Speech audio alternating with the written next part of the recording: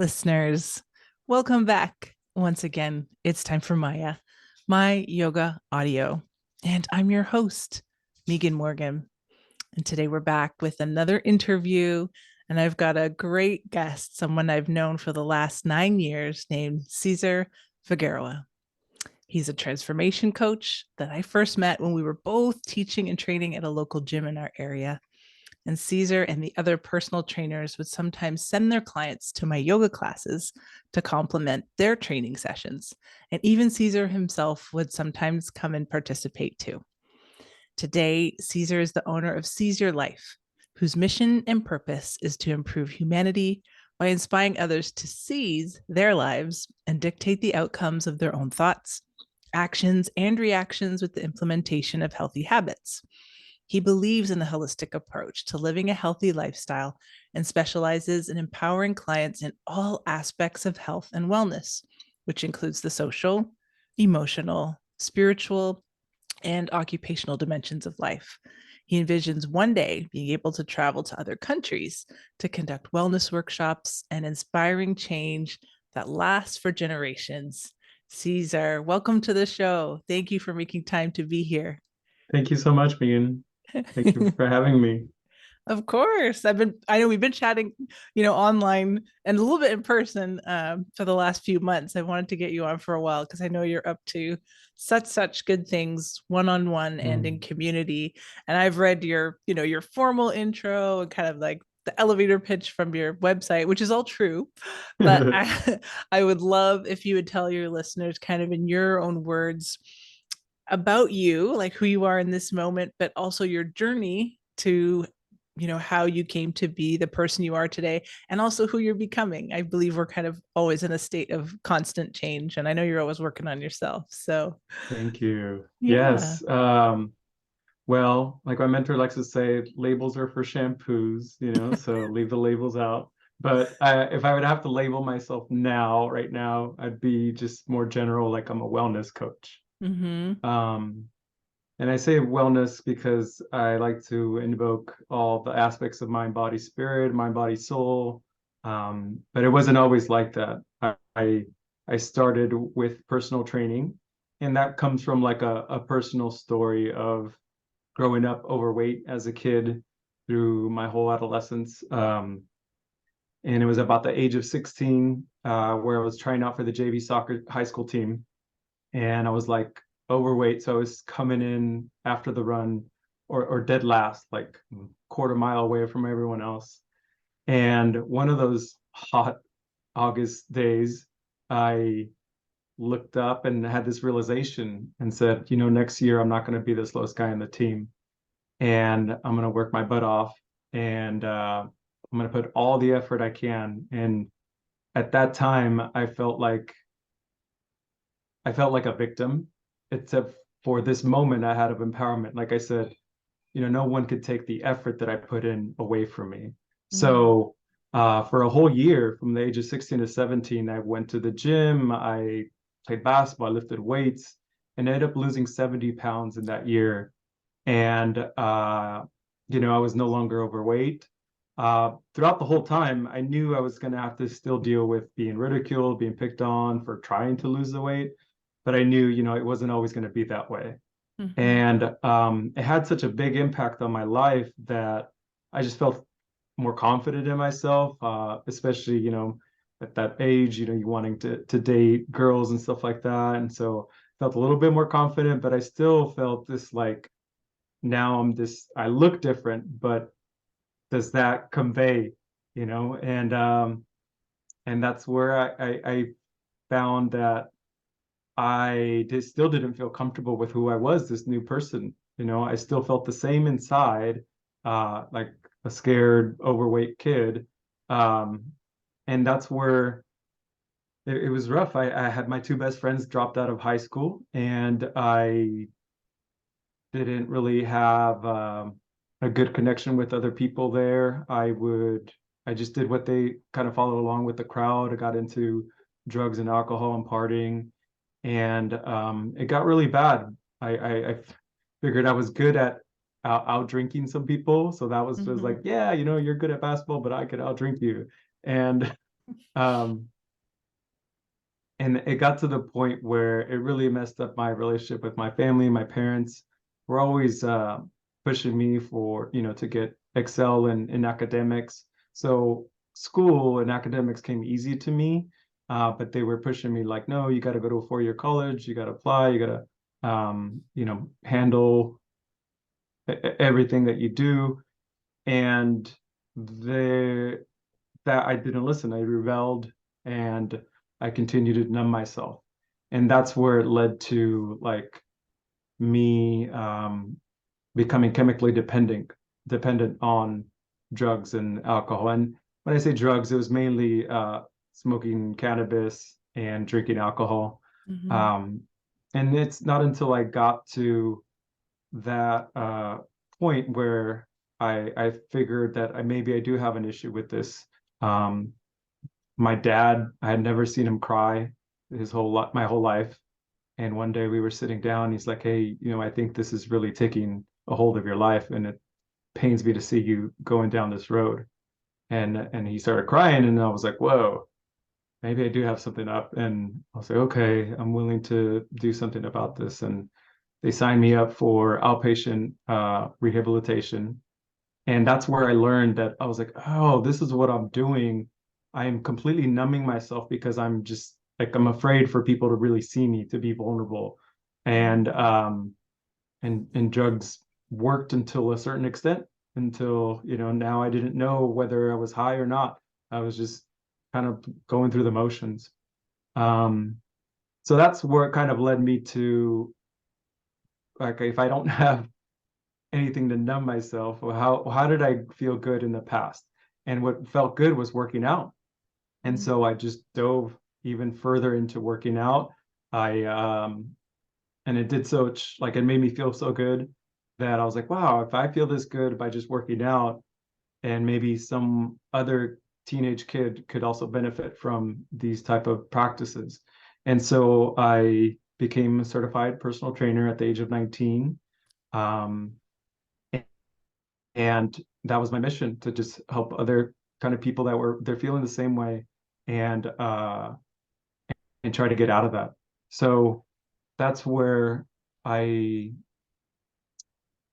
I kind of figured that there's like even more to reach for. Someone told me about kinesiology, so I went to college for that. Before, I was just kind of in and out of college and university, um, because I wasn't really interested in a topic until I figured out kinesiology and exercise science, and I was like, wow, So then I applied myself, and then within, 2.5 years or so, I finished that degree. So my bachelor's in exercise science, kinesiology. And what I originally set out to do was like I wanted to have my own gym, or I wanted to be a professional strength and conditioning coach for a team. Mm-hmm. Um, at that time, I had this mentor who told me, you should become a physician assistant. And then, because then you'll be set. You could work for Kaiser, and, they'll pay you six figures. And, maybe you and the supervising doctor could open up your gym at that time. You would become like an orthopedic physician assistant, where, you would just go in, help with the surgery, heal it back or sew it back up, and tell them how to rehab it. And that sounded great. So I was like, okay, I'm on that path. And Mm-hmm. then I started shadowing doctors at different clinics, where there was a county clinic, private clinics, because you needed to accumulate these hours before you got into school. And so that's where it again, like life took another turn. Like I started noticing the different clinics I was at weren't really there with the person. They weren't seeing the person. They were just kind of putting band-aids on the symptoms that we're coming in with. Mm-hmm. Um, the doctors were overloaded with patients. Some of the doctors I would shadow at the county clinic, especially, would see up to like 20 patients a day, and that's just crazy for them to see that many people and actually give them the time that they need. I also saw a lot of things that they would just prescribe things for, where I was like, wait a minute, how come you don't tell them to move or exercise or, meditate? Well, now I would tell them meditate. Back then I wasn't a meditator, but Mm-hmm. um, but I would just see that with just the simple practices that I was already teaching people with exercising and nutrition, it would help their lives so much more. And that's where I took a pause on the schooling to become a PA. And I just said, I don't know if that's my path. I don't know what is, but I'll figure it out, And I went, full time into my personal training business, and that was a rough start because I was broke. I had just gotten out of a 5-year relationship, and I didn't have the income. I had to really try all kinds of stuff to dive into this full-time entrepreneurship. And but it grew me big time. It grew my skill Mhm. set. I wouldn't have had it any other way. It wasn't until I got to fitness system and I was able to get my name out there and talk to people, and people saw the value and what I had to offer, that I developed a really good steady clientele, and life got better. But that was a rough patch of trying to figure it all out Yeah. after that, after I went all in. Oh, so So I've met yeah, you that's where I from met like, you. yeah, the moment of your like turning point Yeah. is when we met. I love that. And so how many, you may not know the number, but approximately how many clients do you think you've served or are serving so far in your training career? Because it sounds like Yeah. you were working for a few years probably before we even met. So like have you been Oh, for training for sure. like 15 years or more? This is year like 18 or 19. I know it's since 19. So maybe when I went to fitness system, I was like 27 or so, something around that age.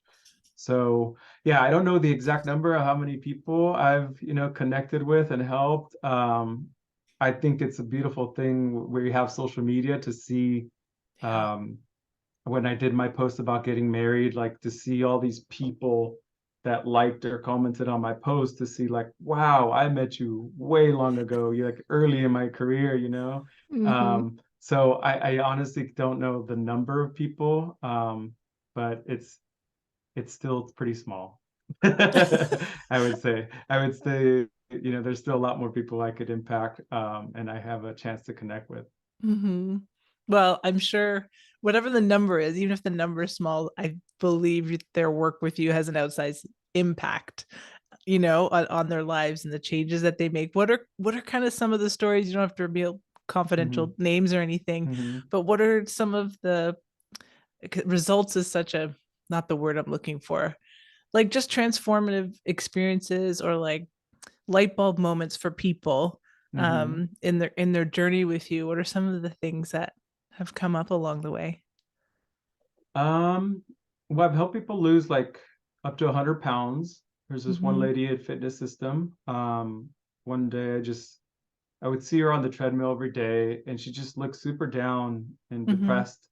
And I went up to her and like, hey, how you doing? And my name is Caesar. Um, and and I had this deep conversation with her where she just broke down, told me what was going on in her life, and she was very unhappy. She was uh, at a job that she really didn't fulfill her, and it was on into that conversation where she realized that her job wasn't aligning with who she was, Mm. and she was able to let that go. She was an entrepreneur at heart, and she figured like, wow, why am I still stuck in this?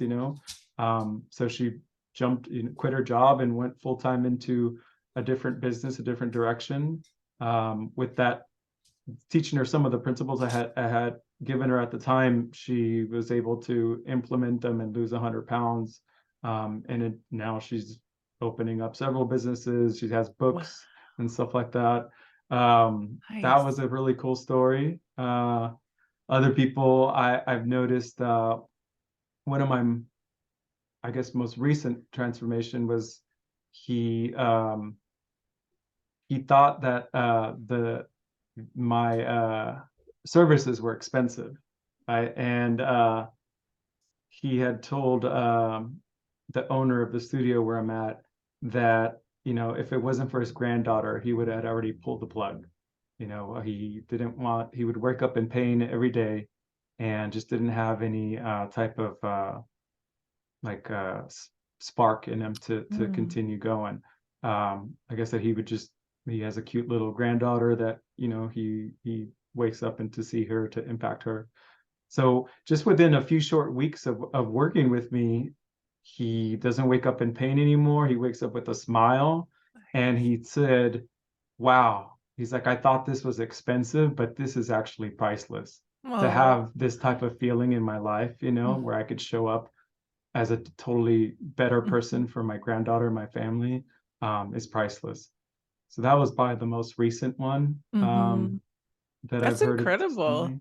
Like the endorphins and like that's real. Like even what you went through, as a teenager, embracing working out and wanting to be faster on the team. Hmm. It's one of those things that I know I'm when you get that endorphin high, it's like you feel like you can accomplish anything. And Right. it is kind of a addictive and drug like in that sense, right? That you just want to keep experiencing that Hmm. feeling. But I feel like it's there's more positives to that than than the high you get from other things. So being high on life, right? Kind of a Exactly. saying Yeah. people, but when you can find it, it's like you will just keep coming back again and again and again. And Hmm. it's as long as you're not, training yourself to death like too hard, then it's not Exactly. going to be bad for you.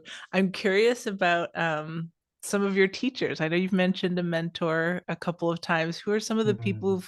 who've influenced you, and kind of what are the big lessons and takeaways you got from them? Wow. Yeah. So many mentors that kind of I feel were put in my life for a reason. Like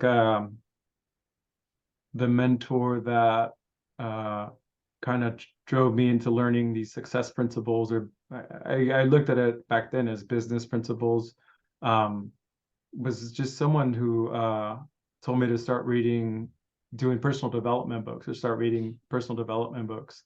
And the first book he told me to read was Rich Dad Poor Dad. Mm-hmm. And that's where it just kind of like opened up my mind to, it was like, oh, this is how I change my mindset, is by learning new information, learning how different ways people think. um, then so that kind of dove me into the mindset stuff. The the most recent mentor who I'm so honored to be under his wing is Ryan Blair, and he has a movement called Altar Call, and we're it's a like a mastermind. There's some personal one-on-one coaching with him. We have events, um, and he's a highly successful entrepreneur that has a New York Times best-selling book. His That book is called "Nothing to Lose, Everything to Gain." It's how he went from being a gang member back in LA to now being a multimillionaire entrepreneur. Um, and that book has like is in all kinds of different countries now, and Mm-hmm. it's made a huge impact, more than he would ever thought. But he was he's had some rough nights of the soul. He lived the fancy LA lifestyle, and he the most recent transformation was where he spent like 2 years in seclusion. He had a $789 million exit from the last company that he was the CEO from. But he was just so down and didn't have that spark in life. His mom had recently passed, so he was mourning his mother, who was everything to him. Mm-hmm. Um, and he dove deep into his spirituality. He he would meditate for 12 to 14 hours. He would do breath work. He would do sound healing.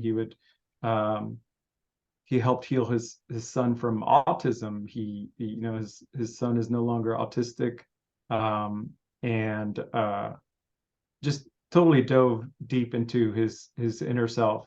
And um, he's more Christian based, so he uses the word God, and he says, that God gave me this calling to, not only heal myself, but wanting to heal other people. And so his mission is very simple: heal at scale. And that is something I could totally align with. I've always dreamed of working with a group that way, where we're just focused on doing the inner work so that we could, make an impact on the outside with Yeah. people. So I'm so happy to be a part of that group. So now, being part of that mastermind group, he took me on as one of the coaches for the mastermind. And so I serve some of we call them advocates that come into the mastermind group. And yeah, we coach them with our expertise or our lanes. Like I Mm-hmm. didn't have a $700 billion exit, so that when it comes to those type of business principles, that's not my area of expertise. But I can totally teach them on how to meditate, how to like do some breath work, how to do some jiu-jitsu, and just in that moment, real time stuff that they could take on to make that impact with their business. Yeah. I'd love to jump to that when I was looking at your website and what you offer, Mm-hmm. Genshin Jitsu, if I'm Mm-hmm. You saying it said right. it. Yeah, yeah. What is that? Tell us more about that. Genshin Jitsu. Ah, man. That was another part of me that kind of it opened me up to the spirituality and bringing that into my life and other people. Um, I'll share just briefly how I got to Genshin Jitsu. I had rolled my ankle really bad, and sprained it playing soccer, and I wasn't able to heal it with all the modalities that I had learned in school, and even going to the doctor. He's like, we're probably going to have to do surgery on it. And I was like, damn, I don't want Yeah. to do that. But at the time, a client said, hey, why don't you go check out this guy who helped my friend not have to have back surgery? She was, supposed to have back surgery, and she went to this guy in Greenhaven. Greenhaven, for those of you who know, that's a community in Sacramento. And to go see this guy. So I'm like, okay, yeah, I've tried everything else, why not? And she said, like, just be careful, he's going to tell you some things that you haven't told anyone before. And I was like, what are you talking about? She's like, yeah, he could tell things like that. I'm like, okay, Mm-hmm. well, whatever. And so I walk into his house, and he has this like treatment table, and the TV's loud and on, and he's just like, hey, what's up, take off your shoes and hop on the table, let me see your feet. And I'm like, okay. So I hop I on, just and met you, but okay. right. So he starts pushing on my feet, puts on his glove, and he starts pressing on my toes and stuff like that. And he's like, oh, like, you grew up overweight, huh? I'm like, yeah, I mean, okay, maybe I have flat feet, and that's probably why, Mm-hmm. he guessed that. And then he's like, um, he says this one, he says, your heart hurts really bad sometimes. And I'm like, whoa. I was like, in my mind, I was like, I never tell anyone that, because here I'm supposed to be this health and fitness expert that doesn't get heart pain or doesn't have any kind of problems like that going on. Mm. And he's like, it's okay. Nothing's wrong with your heart. He's like, it's your pancreas. Just lay off the sugar and you'll be fine. And I'm like, okay. And then he started going into another, personal thing I won't share. But that's where it was like, oh my God, like, how the heck do you know this by pressing on my feet? And that just blew my mind, right? Like, this whole time I had this exercise science background of, I thought I knew it all, and I was learning it all. But this guy somehow was able to tell things I had never told anyone before. And Wow. it opened up my world to possibilities. And after a month of going to him, he healed my ankle, and then uh, we were working on my hip, my shoulder, things that I had thought that were just there from lifting weights and playing sports. Um, but I was just fascinated. So I wanted to learn from him, and he taught me a lot of things in that year that I went to him. Um, but then he got a little. He was always very arrogant. One of my clients would call him like the angry Buddha, because he was Buddhist, but he was just very arrogant. He's like, oh, someone knows what they're doing, blah blah blah. And uh and also his like he was a little incongruent with like what he would tell me to eat. He's like, lay off the sugar, don't eat bread, don't eat, this stuff. And then I'd see like a pizza box, or someone would bring him like Carl's Jr. or something like that. And I was like, wait a minute, there's something misalignment here. But anyhow, I wanted to learn from him, and he said, okay, I'll charge you $5,000. And I'm like, okay, cool. Like I'll give you a deposit. When can we start learning? Or when you start teaching me? He's like, hold on, someone else wants to learn too. Maybe we'll put you guys together. So then the next week I go over and he's like, hey, I told the other guy $10,000, so I have to charge you $10,000 too. And I'm like, what the heck? Like you just doubled the pricing. And I'm like, man. So I started talking to a friend, and she suggested that, maybe you find someone else. Like this guy sounds like not in alignment. Mhm. And I'm sure there's something else, like this. And so I started like researching, and I couldn't find his exact practice. His practice is called Suk Shinjutsu, which focused on the feet, and it focused on 11, 11 points of the body, or 11 lines of energy on the body on each side. Um, and so I found what was called Jin Shinjutsu. And I was like, wow, this sounds very similar. Jin Shinjutsu focuses on 26 points on each side, but we do have 12, we call them organ function flows. So it sounded all very similar to what he was doing. His practice is very invasive, is, you put pressure on the feet, and Mhm. I think nowadays some people call that like reflexology. I He was gonna hated the say, term, yeah. that term, but his was called Sukshin Jitsu. Okay. And but anyhow, I found Jinshin Jitsu. I saw there was a seminar coming up in Katati, um, in like the Bay Area. And so I just decided to sign up for it. I was like, what the heck, like this was a 5-day seminar. I was like, I'll learn something. And so I just went, you know, with both feet. I never had a Jinshin treatment before. But that in that seminar, the first day was like, again, boom, like there's so many things I don't know and what we could use this practice for. And so Jinshin Jitsu is the story of how energy travels through the body. And so there's, like I said, 26 points on each side of the body. We also use the spine, and they all work off of different depths within the body.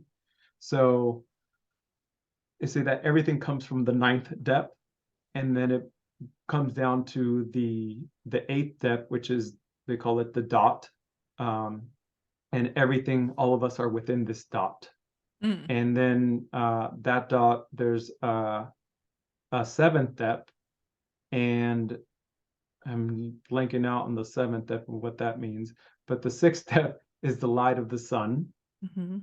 and then our spine comes from the sixth depth.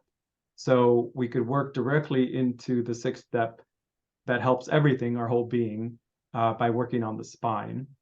And then that energy from the spine kind of comes, we call it the main central, comes through the spine, and then it splits into two, one a supervisor flow on each side, and then we have a mediator that kind of encompasses it all. And those are Mm. all within the sixth depth.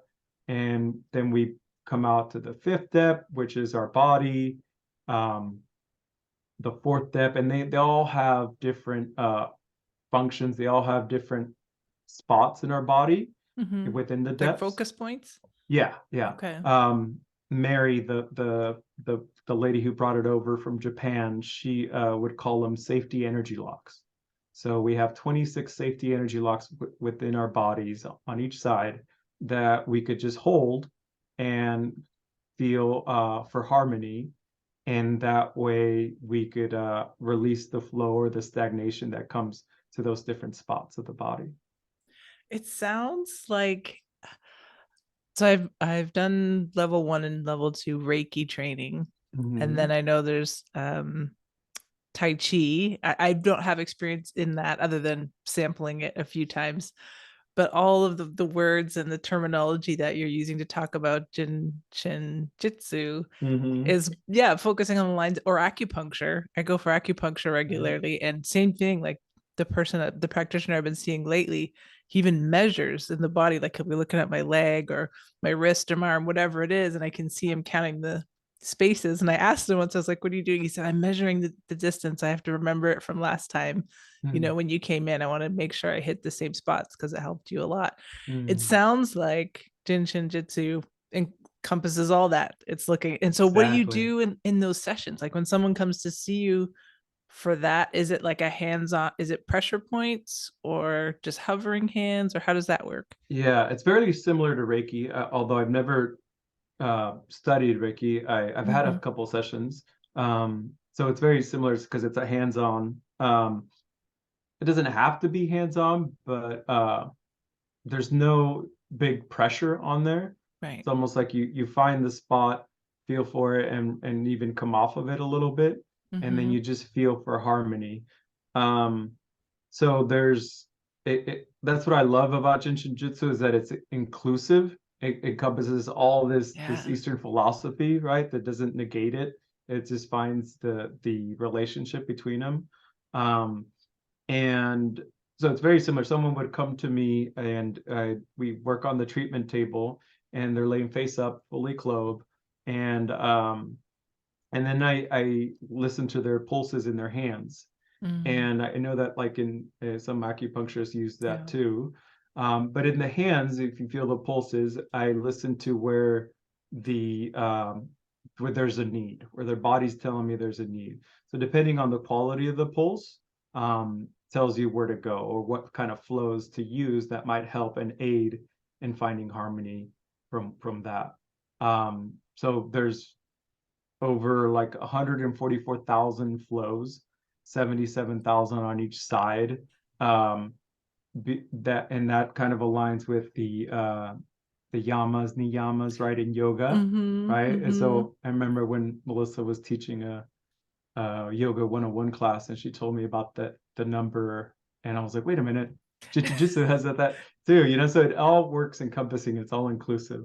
But yeah, I would put my hands in different combinations of the flow. And Mary, she developed these small textbooks to use.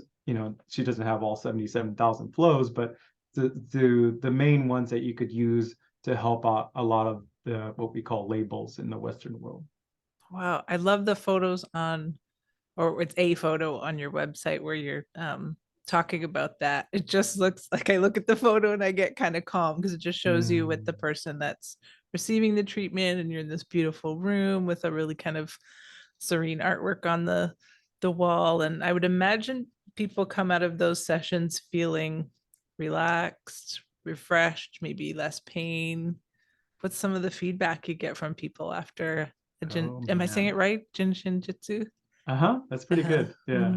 Mm-hmm. Um, yeah, I think it induces relaxation. Um, I feel like what it helps us do is get into a meditative state. And Mm. the reason I could say that is because I've placed I don't know if you heard of heart math, but they have little monitors that you could place on like an earlobe, and it measures your heart rate variability of like how, say, someone is Mm. either in really high stress or, nice, easy waves in between the heartbeats where someone's in a relaxed or parasympathetic state. Mm-hmm. And so I feel like after a while, and it's all depending on the person. Everyone has different outcomes or feelings with the treatment, but it helps a person get into that meditative state, like in yoga nidra, where you come into a theta brainwave state. So I know that it helps you induce you into that state. So for someone that's has a really hard time slowing down their mind, I think it's great. Some people fall asleep on the table. Mm-hmm. Some people will see different colors, patterns. Some people will have these super intuitive visions of what they need to hear for their life in that moment. Um, and another thing, like a principle my mentor likes to say is like a revelation for one is a revelation for all. So Mm. sometimes what they'll tell me is like, oh wow, I saw this and blah blah blah. I was like, wow, I needed to hear that. So yeah, it's a very what do you call it? Intimate practice. that you're doing with someone, but it's more like you're doing it with the creator.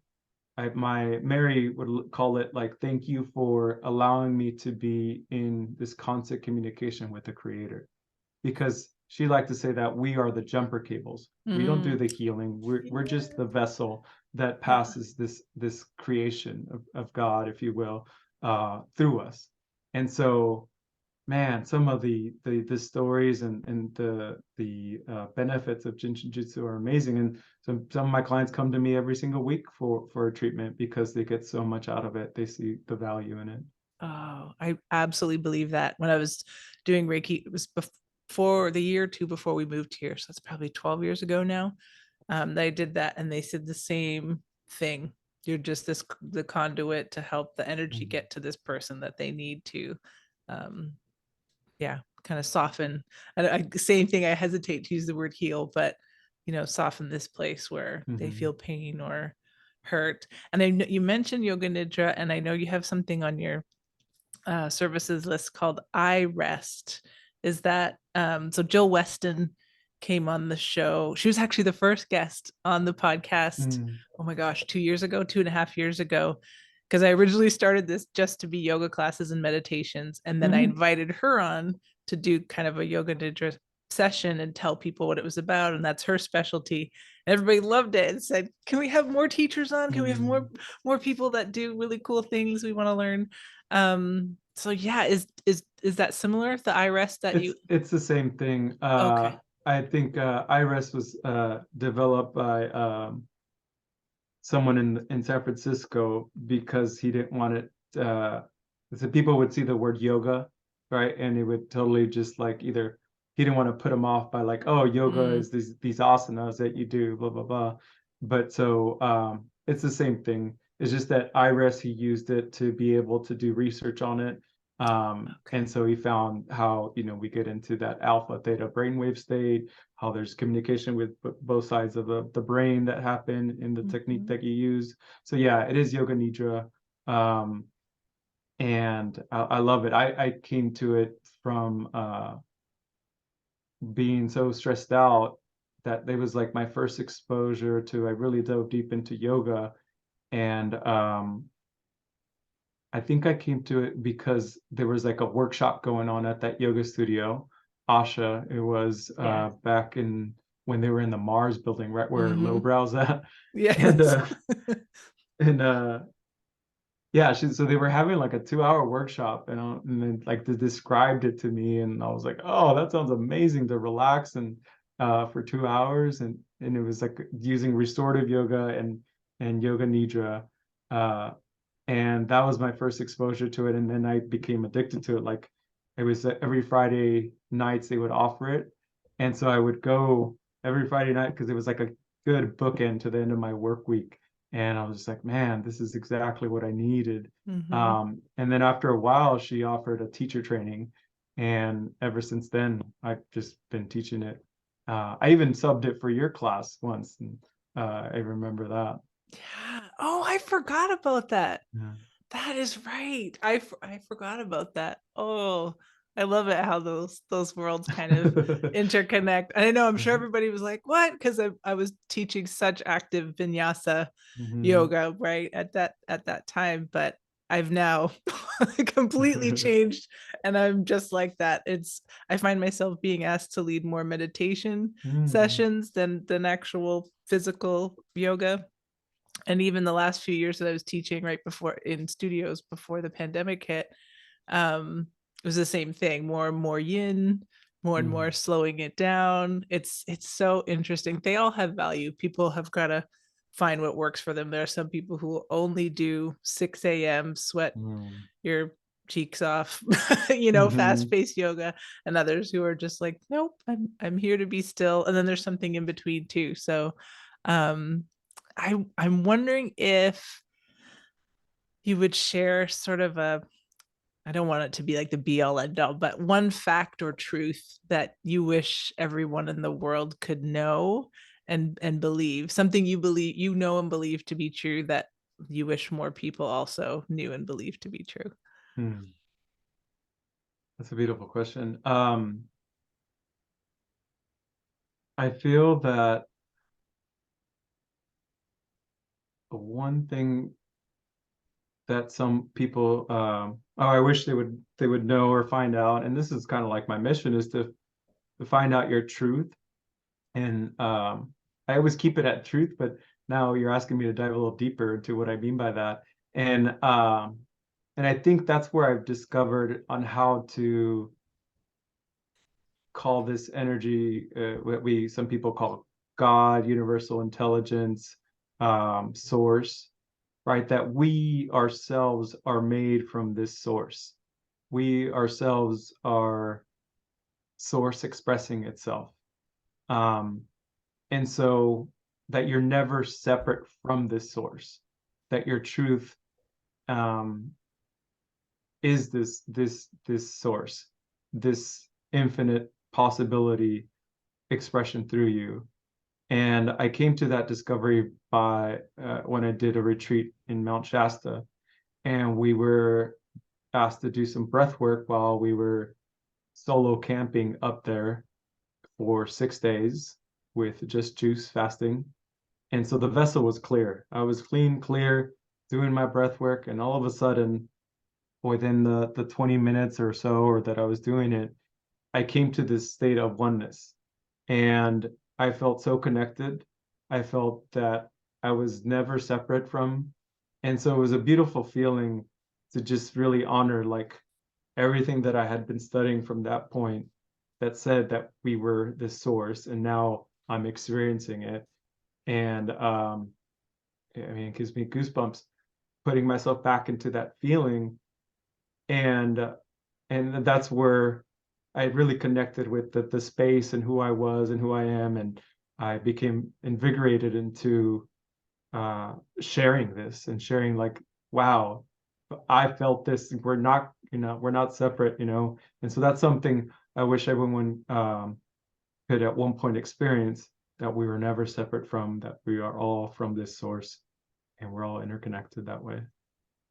Oh, I love that. And while you were talking, I was if people are watching this on video, they would have seen me kind of look to the side a little bit because I felt it was the right moment.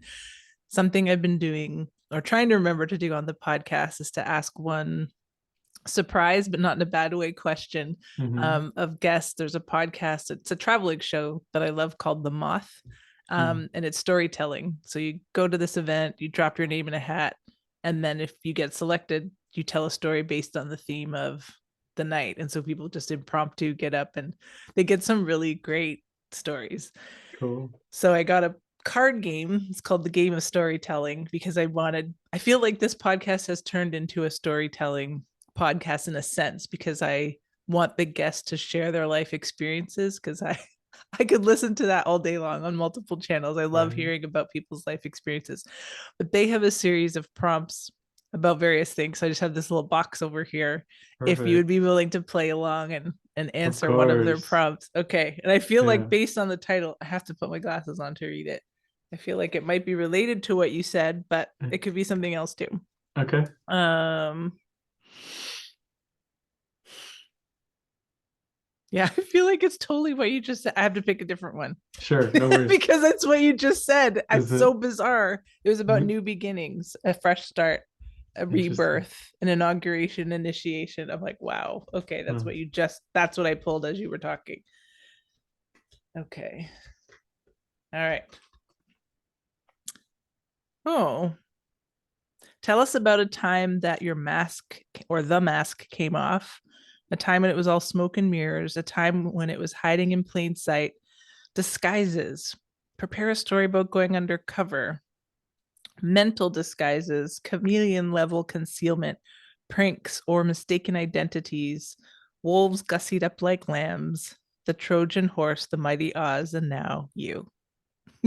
Wow. Yeah, the mask, huh? That was on.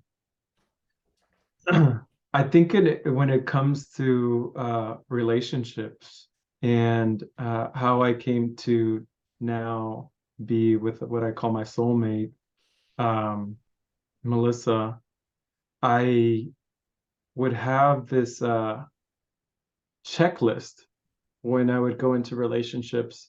of everything about the person that was not meeting that checklist. And so I was totally guarding my heart to be vulnerable, to be heartbroken, because had already been heartbroken, it already been betrayed. It wasn't until I started doing the deep self-awareness and spiritual work, where that became apparent to me, that I was like, wow, I never allowed any of these women to get close to me. Um, and it came from like feeling that I was betrayed by my mom. And I had lived a life that my mom was a nice one. My mom was everything to me, and my dad was the mean one, because he was be physically abusive. Um, and then in one instance, I remember when my mom didn't do anything, and that's where I felt betrayed, that someone that I love so much could do that to me.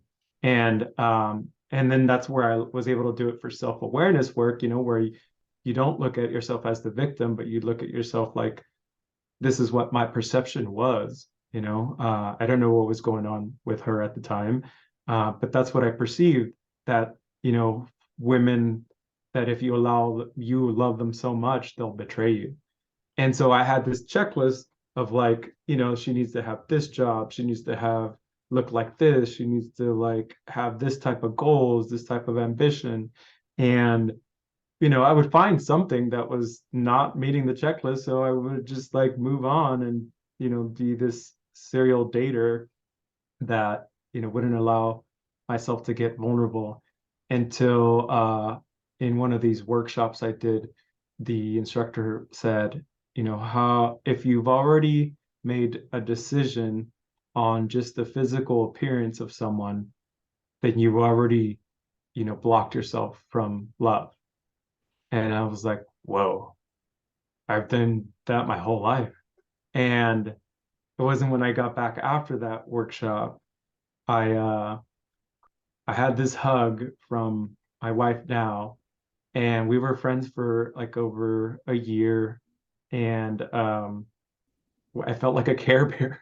Like our hearts just connected. And I went home and I contemplated, I was like, why did that happen? Like, that was weird. I didn't look at this person in that intimate or romantic way. But and then I started thinking about it. I'm like, oh my God, like I can't wait to tell her things, that I have experienced. All these things. I'm like, oh my God, I am in love with Melissa Ravelis.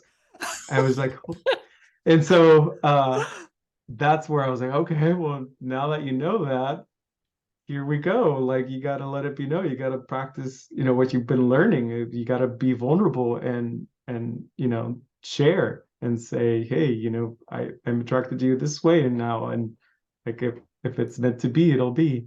And that's where I was able to show up and be shown that, like, I need to step into that vulnerability in order for someone to really see me, and that connects me to them.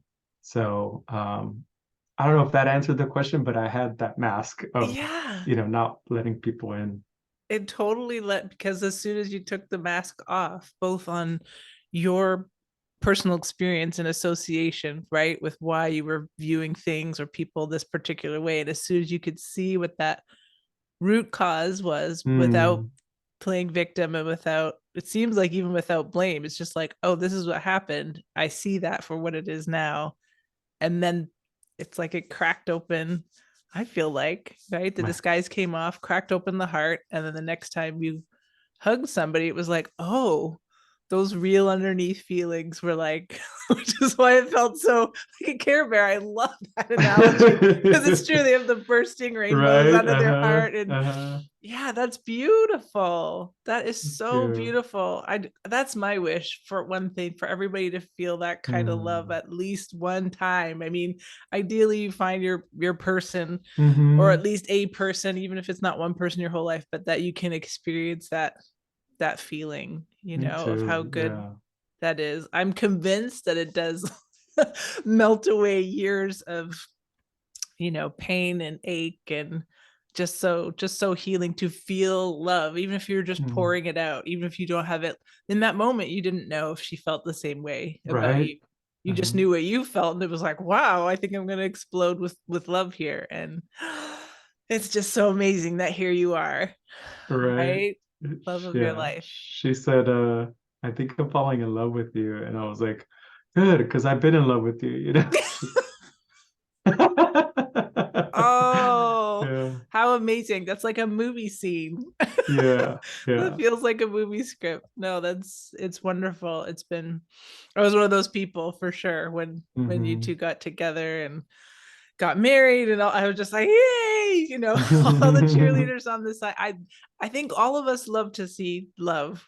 Like whoever it is, we want people to be happy. And the more we Hmm. see love around us, yes, every moment isn't a dreamy Care Bear moment, but for those moments that are, Yeah. And it requires so much, like, I would call it, work, be will the we call like in jiu-jitsu is like there's me, you, and then there's an us. And if both parties are in for it for the us part, then we're willing to go through the depths, of like pain and working out challenges. That's what it took to us to get to this point. Um, and so yeah, I'm really happy that I was able to open myself up to that. yeah, the timing was right. And how can so you could be like a love coach, like a couples couples coach together. How can people where can they find you? I'm gonna put stuff in the show notes, but for Mm-hmm. people who might be on their phones right now and want to look you up online or on Mm. Instagram, or what's the best place for them to go? Yeah, through some of my websites, I have rep1well.com and also Ceez Your Life, CeeZyour, and then life, Life dot, oh, sorry, I just lost the domain. So now it's ceaseyourlife.net. Oh, Um, and so those two websites, you could, book the clarity call with me. Like I said, I call myself more of a wellness coach. I still have my personal training business, but how I approach someone to get healthier is using these spiritual principles or using the mindset stuff that I've learned from mentors, and just put it all together because we're this whole being. We're not just this physical being. So I feel like we got to approach it from all different angles. mhm. So yeah, probably the best way to reach me is through my Instagram accounts or through those websites where, people could reach out to me. Okay. And on Instagram, it's Seize Your Life too, right? Is it? Yeah, I have a business Instagram that's ceaseyourlife.net, and then on my personal, which I've been using more, but I plan to continue both of them up. It's at Ceez08VF, Okay. and I'm sure you'll be able to put it in the notes or something Yeah. like that. Yeah. For those people who are following along on Instagram, which I'm happy to say is growing more. It's people tend to follow my personal one rather than the podcast one, but I post more about the podcast on that channel and tag all the guests on there, and that's at my.yoga.audio. Um, and then, of course, the website is myyogaaudio.com. And I have a newsletter. So, Caesar is, by the time this comes out, Caesar will already have been mentioned as a preview as upcoming in April in the newsletter. So, look out for that because I'll link to his website and his information in the newsletter. And you can subscribe on there on my website under the connect button. It's also in the link in bio on Instagram. And yeah, I'll be posting in next month's newsletter as well in May, including Caesar's episode, both the video and the audio. And it'll be all up on social media. So I'll be sure to tag him there and you can follow along. I noticed your stuff is like looking great. He's got great photographs and he's Mm-hmm. sharing little tidbits of wisdom and like training tips and life tips. So it's a very, very positive follow and connection with Thank Caesar. you. The Yeah. I also forgot to mention like at Altar Call, if anyone's interested in that movement, Mhm. it's more about that mission. You could follow either my mentor Ryan Blair or Altar Call Movement. And if the people want to work with me personally, or in physically in town, I'm at Able Body Fitness in Southland Park, and you could go to ablebody.fitness to see me there. Yeah, that's right. It's a great little gym in the neighborhood. So that's great to get some one-on-one training and meetups with you there. Mhm. Awesome. Cesar, thank you so much for being on here today. It's just been a joy to connect with you in this way. I'm so excited to share what you do with listeners. And you guys know, listening, I only have people on the show that I know. And if I haven't met the person in person, we've at least been connected virtually for quite some time and have worked together in some way. So Cesar is definitely one of those people I've known online and in person first. Mhm. So um, that's a strong vouch from me. So listeners, stay tuned. Our next episode is going to be an audiobook. And so it's a little bit of a surprise. It's not something that I wrote, but it's written by someone that I care about. So stay Mhm. tuned for the next episode for an audio book reading. So, in the meantime, here at My Yoga Audio, we always say it's a great time for your mind and your body to be on the mat, no matter where that environment is and whether you are moving and whether you are not. Don't forget to check out the earliest episodes where we've got the guided meditations all the way through to our more interview intensive ones. Now we're hitting the 60s in our episode numbers. I think Caesar is 62. So keep following along, keep your mind and your body on the mat, and stay well until next time.